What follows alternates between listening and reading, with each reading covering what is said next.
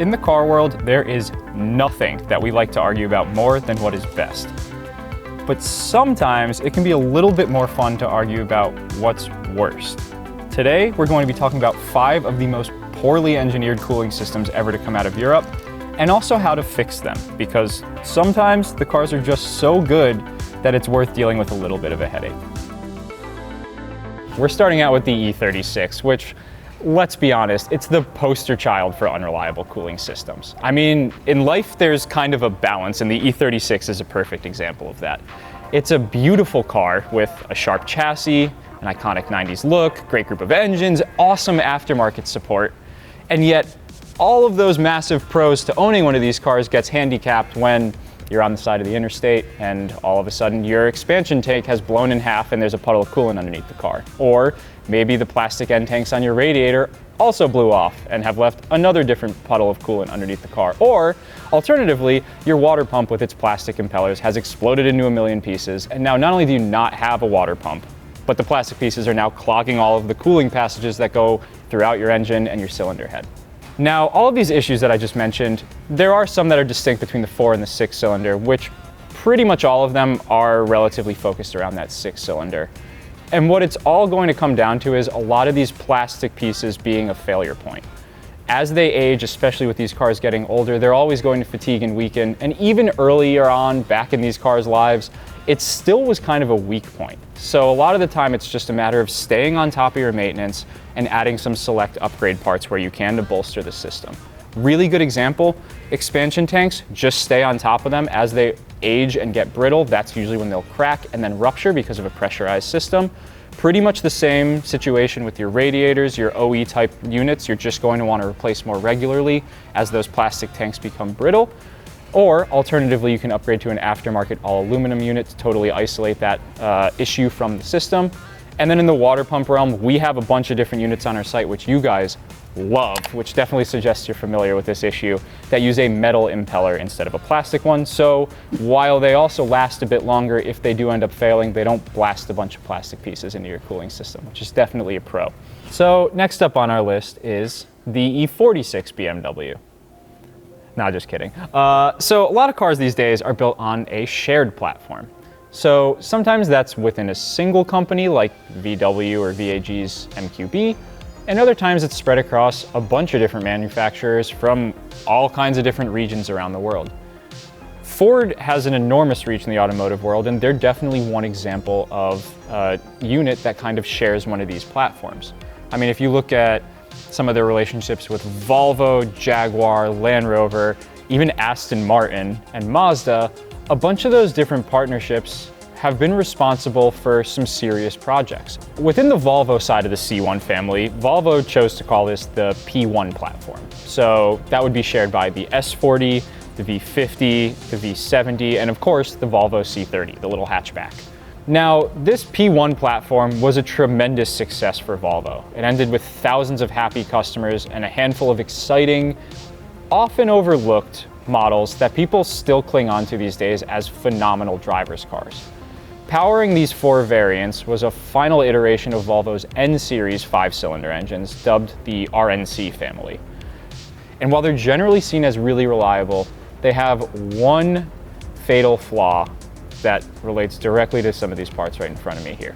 So the expansion tank is a critical part of any water-cooled system. It's crucial for both thermal expansion, as coolant is coming up to temperature, being able to flow out of the system and into the reservoir, and also for holding pressure in the cooling system. And when you disrupt that, there's a large risk of both coolant loss and overheating. As these components, the expansion tanks, get brittle right around this seam, it's not uncommon for them to crack or separate, and then lose cooling system pressure and start kind of initially gradually, and then all of a sudden not so gradually, start pushing coolant out of the system. And the big problem with that on the P1 platform is that none of these cars have a coolant level sensor, at least from the factory. So if you're not proactive about keeping your eyes on the cluster, monitoring things, maybe smelling coolant as you're driving, and if this is a very gradual failure where you're not seeing a big plume of steam coming out from under the hood or underneath the car, what can ultimately happen is you start the car one day, you're driving to work, and all of a sudden it shuts off. Now, that could be from lifting a cylinder head due to catastrophic overheating from not realizing that this system had been run low. Maybe you're lucky enough that the car just overheated and shut itself off and irreparable damage hasn't been done yet. But either way, ultimately these Volvo cars, it's a giant crux in their system that they don't have one of these coolant level sensors that so many other cars have. But an additional one to keep in mind is your cap. Now there's an O-ring, this is on any car, especially Euros. An O-ring seals this system. These also age, they get brittle, they crack, they dry rot, and the second this O-ring stops sealing in here, it's another pressure loss point. You'll start hearing bubbling while you're driving. That's the bubbling coolant trying to escape the system and eventually draining the system as well. So when it comes to these Volvo 5-cylinders or even any of the other P1 family engines, make sure you stay on top of these components because of the fact that you're not necessarily going to know when they're coming up to bite you.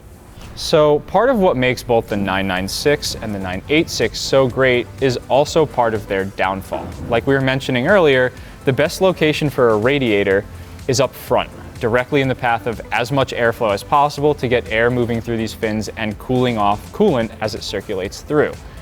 The problem again here is that Porsche puts their engines in relatively complicated places of the vehicle, whether that's the middle in a Cayman or the rear of a 911, which makes getting coolant flow and actual cooling to the engine a little bit more difficult. Additionally, as you can tell by this guy here, rather than your traditional larger radiator at the front of the vehicle, you'll typically have 2 or 3 of these guys tucked in the bottom corners of the front bumper just because of packaging concerns.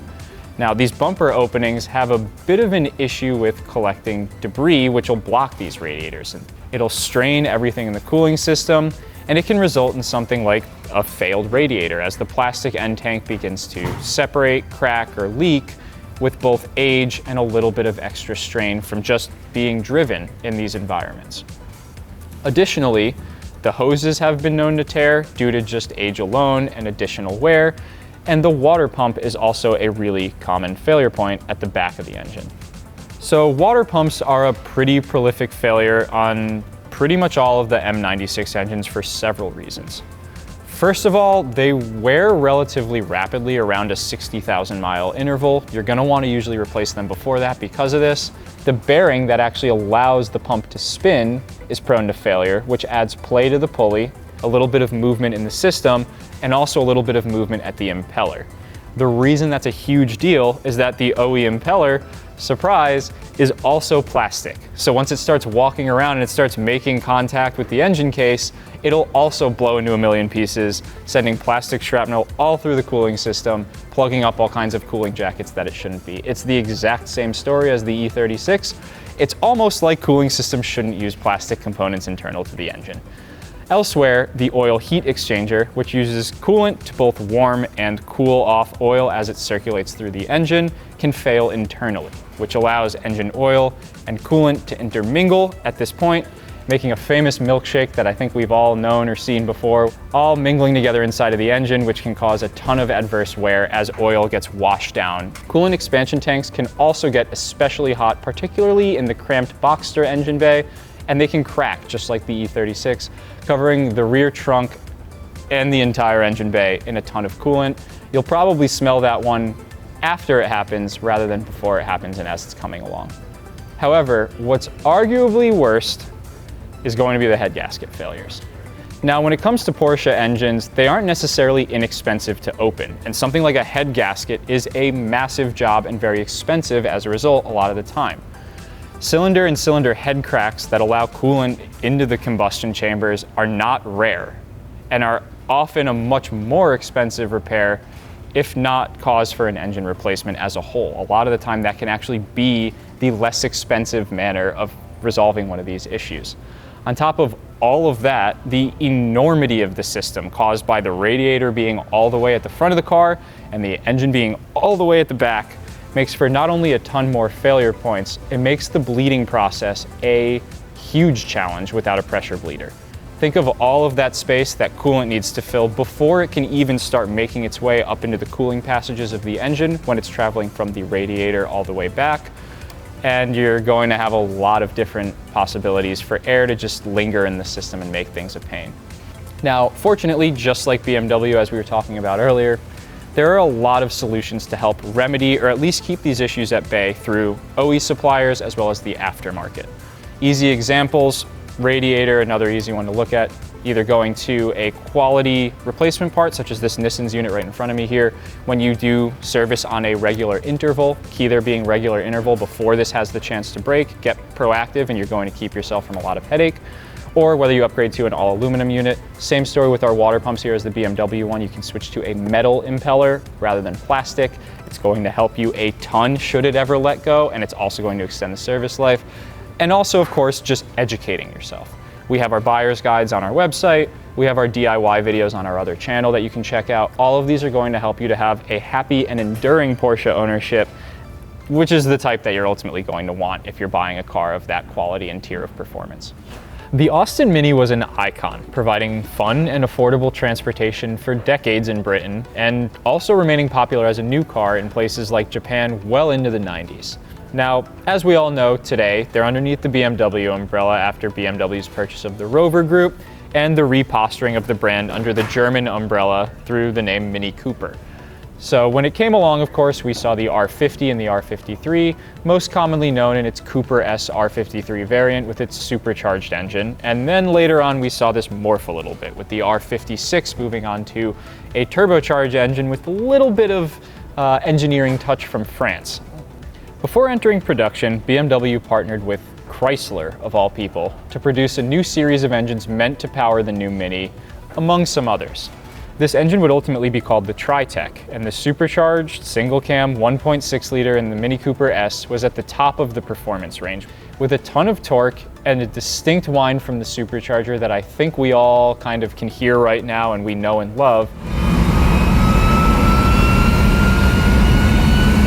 Wrapped up in a fantastic looking package with a relatively dynamic chassis, it shouldn't be a mystery why they were so popular and an absolute smash hit immediately with the enthusiast and performance driving community, and a huge hit even today. Even now, they make for an excellent option for a DIY-friendly, low cost of entry, fun car that can still be daily driven, and also has a lot of space to kind of move things around and live with on a daily basis. However, its specifically produced engine design ended up killing so many of those chassis both early on and even still continues to this day. So on a typical design, water pumps and superchargers are driven mechanically via a belt off the crankshaft. On the R53, things are a little bit different. The water pump is actually mounted to the back of the supercharger and is driven off of one of its rotor shafts via a gear drive. It's a pretty genius solution that results in relatively low parasitic drag, and it would have worked really well if it wasn't for the fact that the supercharger needs to be serviced and have its oil changed just like any driveline component. The Eaton supercharger on the Tritec engine has two oiling ports, one that you can get to, the other that you can't get to without tearing the entire engine apart to remove the supercharger from the top. Because of this complexity of that second plug, few owners have elected to have the oil changed. Failing to do so, of course, you'll get some improperly lubricated bearings. Now, when those bearings start to fail, it starts to add play in that shaft that's driving the water pump. And eventually that accelerated wear can result in a complete lack of drive to the water pump. The gears inside can eat themselves and chew themselves up without proper lubrication, and as play is moving things around, and the water pump can't properly circulate coolant as it needs to, resulting in an overheated engine and probably a toasted supercharger. Servicing your supercharger on your Tritec engine eliminates the potential for this failure pretty much entirely as long as you're doing it in a timely manner. So you'd think somewhere along the way the British would have figured out how to make their drivelines relatively bulletproof. These days, kind of the only thing remaining British are the names, and those marks are kind of better for it in a lot of cases. Jaguar's lineup, for example, was arguably its most memorable in the late 90s and the early 2000s, when Ford was kind of at the helm, but the grumbly, emotive V8 powering nearly everything within the Jaguar and Land Rover family at that time was from the old guard. The combination of American parts bins and a last touch of British engineering set the tone for several decades of an excellent engine in a relatively reliable, super comfortable, and elegant package. But not all was necessarily well when it came to things underneath the hood, or the bonnet, if you will. So potential cooling issues aside, the X250 generation Jaguar XF is a striking vehicle. It debuted just after Ford sold the company to Tata Motors, but all of the engineering was done underneath the Big Blue Oval's ownership. So the American parts and design run deep, and that's mostly a good thing. However, the V8 and the supercharged V6 powering many XF models were purely British and could leave a little bit desired when it came to reliability. It began development before Ford took over, but underwent plenty of development before arriving in its final variation, even after Ford joined the party. Dubbed the AJ133 for the V8 or AJ126 for the V6, they were reliable for most owners, as were either the ZF 6-speed or 6 HP, or the ZF 8-speed or 8 HP gearboxes backing them while producing excellent noises, excellent torque, and really solid performance even for a daily driver. Unfortunately, as is the case for so many things on this list, the reliance of plastic components has been proven to be the bane of owners all around the world. Similar to the E36, experienced owners don't recommend replacing components as they're failing, but instead they recommend replacing pretty much everything all in one go, all at once, and then ignoring it for at least a couple of years and then kind of coming back and doing the same thing all over again to ensure that you have trouble-free ownership. Just the easiest way to do things sometimes. While you're in there, do everything right. The most common culprit for the sweet smell of coolant is the crossover pipe at the front of the V, but nestled underneath the intake manifold or the supercharger is going to be no less than 3 common leak points. But that's just the start, the tip of the iceberg, as the rear heater pipe, the water pump, and the thermostat are all just as likely to leak. While the crossover pipe at the rear of the engine is most easily serviced when you have the intake manifold or supercharger out of the car, the water pump and thermostat, which go bad in pretty much any car, typically will have an interval on these cars of around 40,000 miles, which definitely skews towards the shorter side. And the latter also uses a self-contained plastic housing, that thermostat. It's really prone to cracking. It's just the same story as any other plastic item on this list. As they get old and brittle, they're probably going to leak. Between those more significant plastic bits are a decent series of smaller rubber hoses that feed the supercharger intercoolers, auxiliary radiators, if they do have one, and the central radiator. And while they're typically a little bit more robust than some of those plastic pieces and may not be some of the first parts under the hood to leak, they will eventually. So going after the least pliable bits with the plastic components early is just smart preventative maintenance, and tackling those rubber hoses that may cause issues later in life are a worthwhile endeavor while you're already in there taking care of some of those common issues. Almost 2 decades later, the styling of a bunch of these cars remains timeless, and the power plants under the hood, whether you're looking supercharged or naturally aspirated, will provide you all of the emotion that you're looking for. You just have to be careful to take care of the things that can bite you.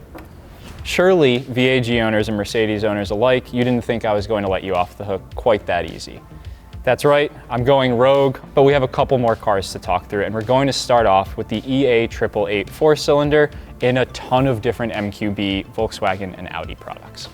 So chances are if you own one of these engines, you already know what I'm going to say before I say it, but we wanted to make sure we hit this one before we shut the cameras down. Mike, the guy behind the camera here, owns an all-track, and he is currently about to service his water pump, and we're going to talk about exactly why.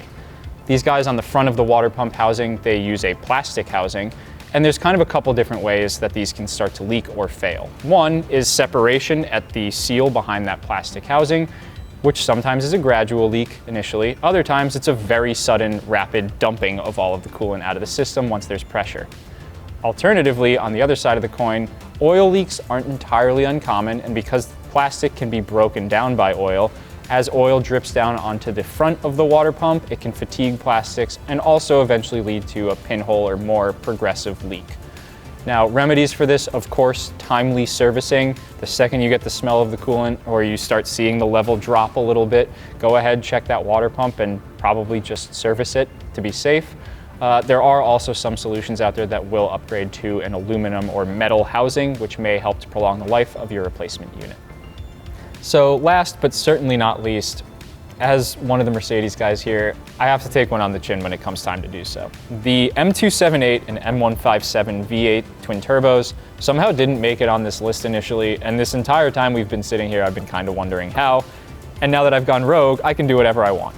Looking at the cooling system, number one failure point on these cars is going to be the turbo coolant lines. There's a whole mess of hoses at the front of the engine, and as these age and as they're subjected to heat, because they're all plastic, they effectively gain the texture of uncooked spaghetti. And the second that things start moving around in the engine bay from a bad motor mount, or maybe you're in there messing around with things, servicing your accessory belt, they're gonna split, they're gonna crack, they're gonna leave you roadside. They're going to inconvenience you in one way or another. And because there's so many of them, you never really know which one's going to be the failure point. So you're best off kind of replacing all of them and replacing all of them before you think you have to. Otherwise, you're going to end up stuck somewhere. As an added bonus to our bonus round, it doesn't end at the turbo coolant lines. These have a similar issue to some of the M113 V8s from the late 90s and early 2000s with an O-ring that's behind the water pump and seals the timing cover to the front of the engine. It's a roughly, if I recall correctly, $2 rubber O-ring, and as it ages, it shrinks, it becomes brittle, and it splits. The reason this is a problem, because it's right behind the water pump and it seals the timing cover, is that coolant will slowly start to ingress into your oiling system.